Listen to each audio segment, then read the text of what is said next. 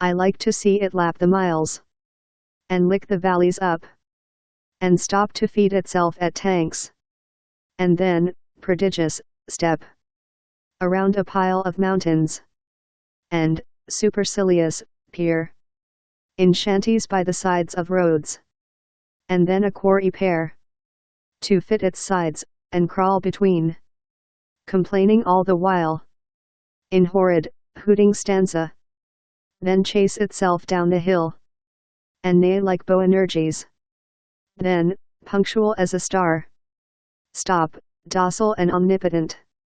at its own stable door.